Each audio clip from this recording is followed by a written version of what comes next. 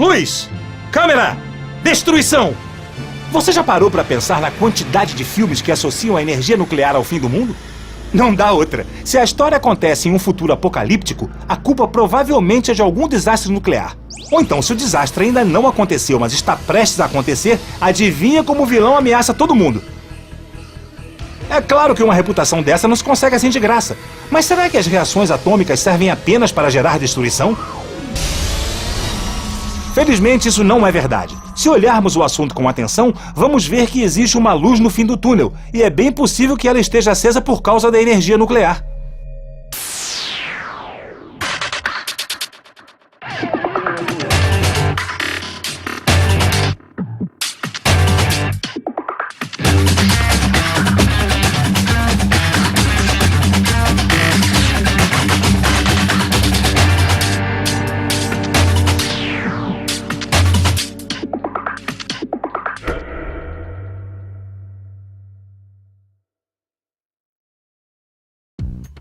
Hoje vamos aprender como a energia nuclear é capaz de produzir eletricidade. Mas antes, vale a pena relembrarmos alguns conceitos importantes. A energia nuclear é energia liberada numa reação nuclear, a partir da transformação de um ou mais núcleos atômicos. As reações nucleares podem ser de três tipos. No decaimento radioativo, um isótopo instável se transforma espontaneamente em outro elemento, como acontece na transformação do carbono 14 em nitrogênio 14, por exemplo. Mas tem ainda a reação de fissão, em que o núcleo de um átomo se divide em dois ou mais núcleos de elementos diferentes. E a reação de fusão, em que dois ou mais núcleos se unem para formar um novo núcleo de outro elemento. É importante notar que tanto a fissão quanto a fusão podem ser induzidas artificialmente pelo homem e são reações exotérmicas. No entanto, além de calor, essas reações nucleares acabam liberando também outras formas de radiação eletromagnética, assim como partículas subatômicas. Quando desenvolvem uma reação em cadeia de grandes proporções, fissão e fusão apresentam um alto poder destrutivo muitas vezes maior que o alcançado com explosivos convencionais, como a dinamite, por exemplo. Não é de se estranhar, então, que a energia nuclear tenha sido empregada na fabricação de bombas devastadoras, como as de Hiroshima e Nagasaki. Aliás, seu uso com fins militares lhe conferiu uma imagem muito negativa junto à opinião pública, o que explica também a forma como a energia nuclear vem sendo retratada até hoje em filmes, livros e games.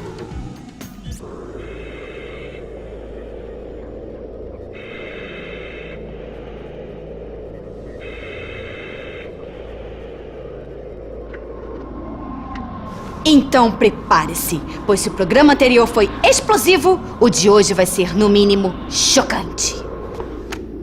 Pense bem, o que aconteceria se o poder energético das reações nucleares fosse usado não para destruir coisas, mas sim para gerar eletricidade? Olha, essa é uma boa pergunta, Kika. E ela começou a ser respondida ainda nos anos 40, com pesquisas voltadas para o controle e aproveitamento das reações atômicas para fins pacíficos. A primeira usina elétrica movida a energia nuclear entrou em funcionamento em dezembro de 1951 nos Estados Unidos. É bem verdade que essa usina tinha uma finalidade meramente experimental e que de início só conseguia gerar a eletricidade suficiente para acender 4 lâmpadas de 200 watts. Mas de lá para cá, a tecnologia atômica avançou muito e o número de usinas e reatores nucleares não parou de crescer. Em 2010, cerca de 15% da eletricidade consumida em todo o mundo vem de usinas nucleares, que formam a principal fonte energética de países como França e Japão. Aqui no Brasil, as usinas de Angra 1 e Angra 2, situadas no litoral do estado do Rio de Janeiro, produzem eletricidade desde 1985 e uma terceira usina, Angra 3, deverá entrar em operação em 2014. Mas afinal de contas, como funciona uma usina nuclear? Na verdade, a geração nuclear de eletricidade começa bem antes, com a extração e beneficiamento do combustível que vai abastecer os reatores. A grande maioria de usinas em atividade trabalha com urânio extraído de minas como essa. Mas até chegar a uma usina, as matérias-primas precisam passar por um processo de enriquecimento. Eu já fui um homem muito pobre, não tinha onde cair morto. Mas tudo mudou quando eu encontrei a minha moedinha da sorte. De uma hora para outra, eu passei por um incrível processo de enriquecimento e hoje eu estou aqui conversando com vocês. Opa, peraí. O enriquecimento de que estamos falando aqui é outro. Embora o urânio seja um elemento até certo ponto comum na crosta terrestre, o seu isótopo 235, que é altamente radioativo, corresponde a menos de 1% de todo o urânio encontrado na natureza. Enriquecer o urânio significa, então, separar o urânio 235 e aumentar a sua concentração no combustível que alimenta os reatores nucleares. Os reatores recebem esse nome porque é dentro deles que acontecem as reações nucleares. Um bom reator precisa ser capaz de 3 coisas: induzir uma reação em cadeia autossustentável, aproveitar a energia liberada nesse processo e, o mais importante, conseguir controlar essa reação em cadeia para que não ocorram acidentes. As usinas nucleares, assim como as usinas termoelétricas, também geram eletricidade a partir do calor. A diferença é que as termoelétricas obtêm a sua energia térmica a partir da queima de combustíveis fósseis, enquanto as usinas nucleares aproveitam o calor proveniente das reações atômicas. Funciona assim: o calor liberado nas reações aquece um líquido refrigerante localizado em torno do reator. A principal função desse líquido, além de estabilizar a temperatura do reator, é aquecer uma espécie de caldeira, situada em outra área da usina. O vapor produzido na caldeira é então utilizado para fazer girar enormes turbinas cujo movimento produz eletricidade. Navios e submarinos nucleares também utilizam uma tecnologia semelhante para gerar a energia necessária para o seu deslocamento. Além disso, pesquisas recentes visam empregar a energia térmica dos reatores em outras aplicações, como a produção de hidrogênio, por exemplo, e a dessalinização da água do mar. É importante notar que atualmente os reatores nucleares das usinas, navios e submarinos são de fissão. Reatores de fusão, por enquanto, só existem mesmo como protótipos experimentais. E não é por falta de esforço. Desde os anos 50, cientistas ao redor do mundo procuram uma forma de aproveitar as poderosas reações de fusão na geração de eletricidade. A fusão é encarada há décadas como a solução para o problema energético da humanidade, uma vez que libera muito mais energia, produz menos resíduos radioativos e suas matérias-primas são facilmente encontradas na natureza. O que falta então para ela se tornar uma realidade? Bom, o problema é que as reações de fusão só acontecem sob altíssimas temperaturas e ainda não existem reatores capazes de suportar um calor de 150 milhões de graus Celsius por muito tempo.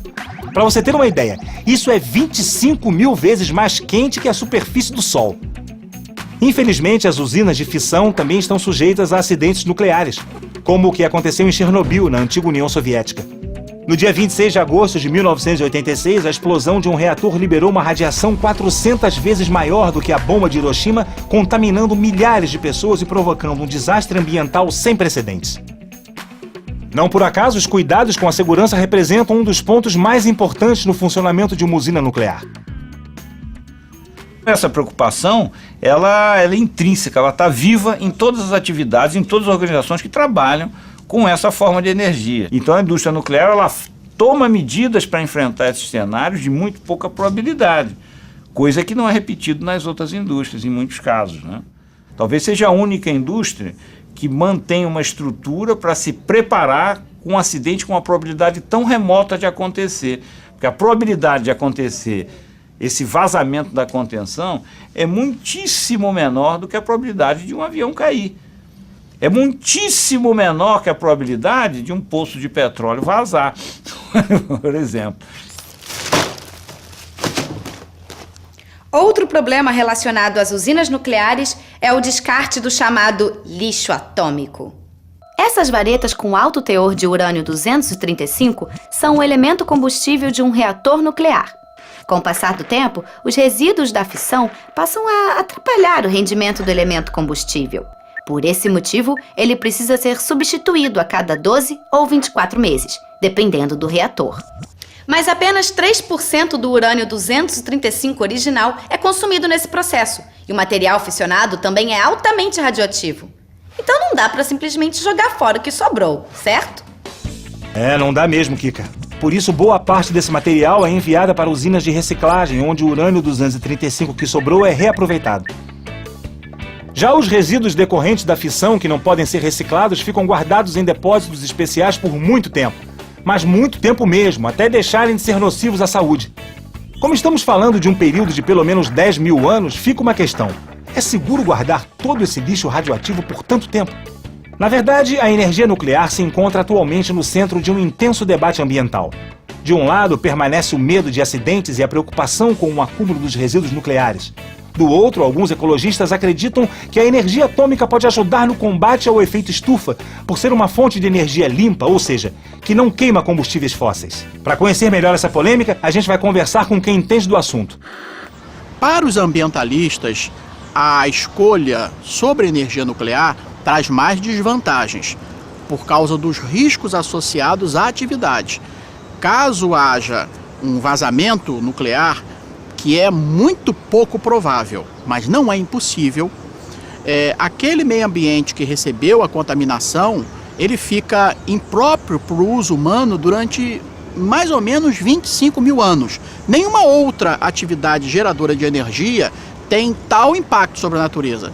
Agora, cotidianamente, a energia nuclear quase não polui quase nada para a atmosfera, o que alguns acham que isso é uma grande vantagem diante de um cenário de mudanças climáticas como a gente está vivendo.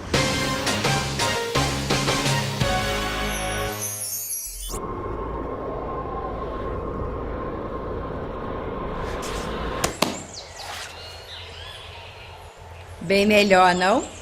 Talvez a energia nuclear seja a energia do futuro, ou talvez não. Uma coisa, no entanto, é certa. Hoje, a tecnologia nuclear faz parte do nosso cotidiano, podendo ser usada tanto para o bem quanto para o mal. Por isso mesmo é tão importante que ela seja cada vez mais conhecida e debatida.